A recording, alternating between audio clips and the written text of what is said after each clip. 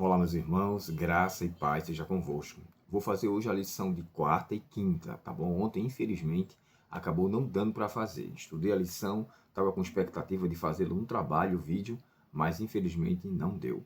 O tema da lição de quarta era louvor, né? Louvor, confissão, pedidos e ação de graças. Essa aqui, irmãos, é a oração que está especificada em Daniel capítulo 9, onde Daniel ali tem a visão das 70 semanas, das 2.300 tardes e manhãs, e ele fica ali querendo tomar conhecimento da significação daquela profecia. E aí o texto fala que vem até ele o anjo, porque ele era uma pessoa muito amada, e nessa oração você encontra louvor, isso aí está no Daniel capítulo 9, o verso 4 e o verso 7. Você encontra nela confissão, a maior parte da oração, do texto, fala sobre confissão. É curioso porque Daniel fala nossos pecados, nós fizemos, e se você for levar à risca mesmo, Daniel, especificamente Daniel, pessoalmente ele não tem cometido tal pecado. Você sabe que Daniel correu até risco de morrer lá na corte da Babilônia, quando especialmente ele foi tentado a se curvar diante de Ciro, do rei Dario, melhor dizendo, quando foi dado aquele decreto de 30 dias. Ele não orou. Então Daniel não se envolveu com esse tipo de idolatria, mas ele se coloca junto do povo, mostrando que ele também era uma pessoa pecadora. Ele também era uma pessoa que carecia da graça de Deus, envolvendo-se com todos eles. Lembrando, Daniel, claro que ele era um pecador. Daniel era um ser como qualquer um de nós, mas ele escolheu uma vida sem pecado, no sentido de que aquilo que na verdade vai comprometer a minha fé com Deus, eu não vou sacrificar. Em outras palavras, eu vou me manter fiel a Deus em todo o tempo. E aconteceu exatamente isso. Daniel não só se curvou, Daniel louvou a Deus na alimentação, Daniel se importou em fazer aquilo que agradava a Deus, conversou com seus amigos para que juntos orassem, para que Deus lhe revelasse o sonho de Daniel capítulo 2. Então assim, Daniel não tem um envolvimento ali declarado com a idolatria, a perversidade das pessoas, mas é interessante porque ele se coloca como se estivesse junto do povo. Uma oração intercessória, irmãos, ele não se acha, não coloca a pessoa em uma situação mais favorável, comparando-se com os outros, como se os outros forem piores do que ele e ele, se de fato, fosse o melhor. Lembra de Elias, que a gente estudou sobre ele? Ah, Senhor, eu não sou, eu não me curvei diante de ti, só eu restei. Deus chegou para ele e falou assim: Elias, existe 7.000 que não se curvaram dele, os joelhos a Baal e nem beijaram. Ou seja, não prestaram culto a Baal. Não é só você. Aqui Daniel, de forma muito clara, declara-se: nós pecamos, nós fizemos isso de errado, por favor, nos perdoa. Ele pede perdão também de maneira generalizada. Então, nessa oração, o que mais se fala é confissão e pedido. E, com certeza, também ações de graças, reconhecendo quem Deus é e quem era o povo. E nessa ação de graça, Daniel colocou Deus no verdadeiro patamar de elevação, mostrando que, diante de toda a situação que ele estava, foi a oração de Daniel que lhe auxiliou a ter uma assistência de Deus mais imediata. E Deus realmente veio até ele, declarado no texto, né, que ele era muito amado, e por essa causa, Deus então foi até ele para responder às suas orações, às suas petições. Essa foi a lição de quarta-feira. Nesse contexto, irmãos, nossa oração também deve envolver esses 4 pontos aqui, ó: louvor, confissão, pedidos e ação de graça. Confessar nossos pecados é algo primordial e devemos fazê-lo constantemente. Na lição de quinta-feira, me chama a atenção aqui outras perguntas sobre a oração. A autora colocou aqui 5 pontos sobre a oração, especificamente dando ênfase sobre a forma da qual se deve orar. E isso me chamou a atenção. Porque aqui, ó, ela chega a dizer: por que orar se Deus já sabe? Ou seja, qual é a necessidade de orar? É a questão de que nós abrimos nosso coração a Deus. E aí vem a imagem da lição. Lembra que a imagem da lição é uma pessoa andando, conversando com Deus, porém indo de forma ascendente? Deixa eu pegar aqui a imagem da lição para mostrar para vocês, para relembrar vocês. Ó, aí eu me lembro agora muito bem de um livro, Caminho a Cristo, na página 94, eu acho que é 94 que eu coloquei aqui, deixa eu me ver, isso, 93, quando diz assim, ó, a oração nos faz Deus baixar até nós, mas nos eleva até Ele. Ela nos faz caminhando, o relacionamento vai aumentando de acordo com as conversas aqui, ó, até sermos de fato tomados por Deus por completo. Então, o foco aqui da lição é por que orar se Deus já sabe. Fazemos isso para declarar que Ele é o nosso amigo, fazemos isso para evidenciar o nosso relacionamento íntimo com Deus, mesmo que Ele já saiba. Mas é necessário que eu confesse, pois a confissão é um ponto crucial para que Deus possa nos atender. Então, por que orar se Deus já sabe? Resposta: pelo fato de nós necessitarmos de sua presença e demonstrarmos a Ele que confiamos nele. Ponto número 2. Por que orar quando tudo vai bem?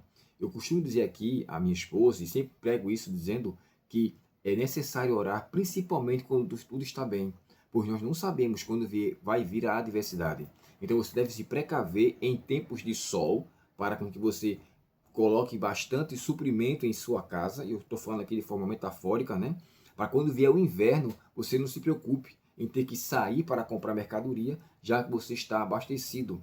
Na oração não é diferente. Você deve orar principalmente em momentos de paz, para agradecer, suplicar orientação e lhe dar maturidade e discernimento quando a adversidade vier. Então, quando ela vier, ela não vai lhe pegar você de surpresa. Você agora não vai orar porque veio o problema. Você vai continuar em oração, intensificando agora em especial pelo fato de você ter buscado suprimento dele anteriormente. Ponto número 3. Qual é o papel da fé na oração? Não tem como você orar sem oração. Sem fé é impossível agradar a Deus. Não é provável, não é aconselhável orar sem fé. É necessário que você tenha fé suficiente para pelo menos declarar a Deus aquilo que você quer, mesmo que você não tenha uma fé alta. Mas fale com Deus: Senhor, eu não tenho uma fé elevada, mas eu acredito que por tua misericórdia e bondade o Senhor vai me assistir. Lembra daquele pai que tinha um filho doente? Quando Jesus fala para ele assim, ó, se você crê, tudo é possível ao que crê. Aí ele fala assim: Senhor, eu creio, mas me ajuda na minha falta de fé. Quer dizer, ele reconheceu que ele tinha uma confiança em Deus, mas de forma muito pequena, acanhada e tímida. E isso não deixou de Deus ajudá-lo. Jesus foi até ele e deu assistência e o filho dele ficou curado. Então, o ponto crucial é ter fé realmente. A Bíblia não fala no livro de Efésios, né? A oração da fé salvará o enfermo. Então, é a oração da fé que lhe moverá essa situação. Tem 2 livros, irmãos, de Ellen White, chamado, o primeiro é Primeiros Escritos, tá? No capítulo 11, capítulo 11 não, eu não sei o certo, ele não tem capítulo, mas o título dele é Oração e Fé. No meu livro aqui, Primeiros Escritos, a página dele é 72 e 73. Interessante e parecido com esse, Oração e Fé, Fé e Oração, no livro Educação, capítulo 30. Você também vai encontrar assuntos referentes à fé e à oração. O outro ponto que me chama a atenção também é o livro Parábola de Jesus. E o capítulo é o 12, com o título Como Aumentar a Fé e a Confiança. Então nós temos aqui, pelo menos por baixo, 3 obras de grande nível espiritual, falando sobre oração e fé, que vai nos auxiliar na oração ou no tema da lição de hoje. E tem até o capítulo 11, né, do Caminho a Cristo, o privilégio de falar com Deus. Esse aqui eu distribuí hoje para meu grupo de professores, distribuí também no grupo de líderes da igreja, no grupo da igreja em geral, para que as pessoas possam ouvir. Mandei um áudio lá. E eu aconselho você a baixar também na voz de quem quer que seja que você queira, quer seja Cid Moreira, que seja uma voz masculina qualquer, mas ouça o livro Caminho a Cristo, capítulo 11, o privilégio de falar com Deus. É fenomenal. Na parte número 4, perdão, com quem devo orar? Você deve orar ou com alguém ou sozinho. A Bíblia não dá uma orientação taxativa. Aqui diz assim, ó, devemos orar principalmente em particular, a sós com Deus, pois a oração e o estudo da Bíblia são a força vital da nossa relação com o Pai. Devemos orar em família ou em pequenos grupos, pois onde 2 ou 3 se reúnem, Deus está ali no meio deles. E devemos orar com a igreja. As 3 formas são importantes. Orar particularmente, orar com a família e orar com a igreja.